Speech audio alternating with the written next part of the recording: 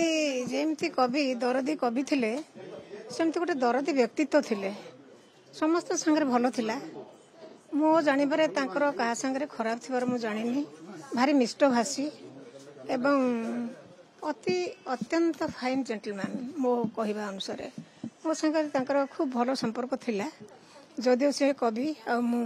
गद्य लेखे से भी मोर गद्य को भारी एप्रिशिएट करती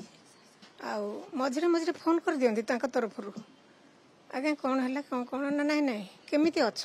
से पचारूली आगे फोनटा को रखिदेवे यही लोक सी थिले से निजे शଯ୍ୟାଶାୟୀ अवस्था भी केते थर फोन करचंती एक्चुअली तांकर जो कविता से केवल भारत भीतर सीमाबद्ध नथिला सी बाहर को मध्य जो ट्रांसलेटेड तांकर जो श्रीराधा अनेक हृदय को स्पर्श करथिला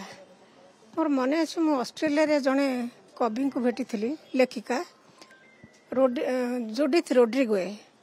से ऑस्ट्रेलिया जड़े प्रोफेसर से तो मोर देखा कहले अच्छा से जो कवि भारी भल कवि भोपाल से गोटे कविता पढ़ी थे मुझे भूली पारिनी केमती अच्छा मुझे किए ना कहतु नाटा तो मन ना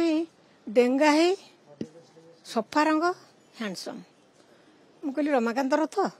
ना हाँ हाँ रमाकांत रथ यही मन रखी बाहर मध्य श्रीराधा जी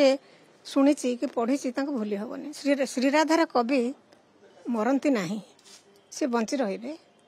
कवितार स्थान तो अपूरणीय रहू किंतु सी मरु ना मरदेह निश्चय समाधि लभिब श्मशान जुईरे जलिब किंतु कविता आउर व्यक्तित्व आउ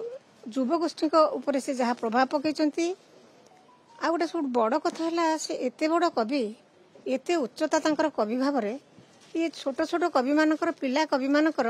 कविता पढ़ी मुग्ध हो फोन करती चिठी लिखती जे तम भली एमतिया कविताटे मु लेखि पारंती कि एई भली से कहती आ गोटे कथा मेरे से भारी उद्वेग प्रकाश करते जे कान्हू बाबू को बही बजार में मिलूना कौन सी बही आ बजार में मिलूना आ साहित्य कौन रहिया साहित्य मोर मन गोटे मंचरे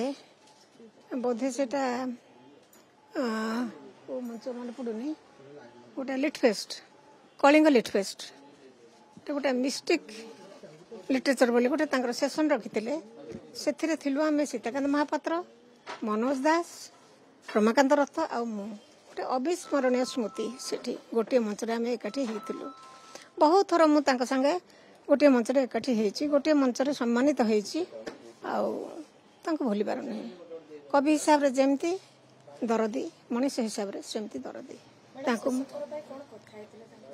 नहीं से कौन करती मझे मझे मत फोन कर दियंती असुस्थ थिला बेले मध्य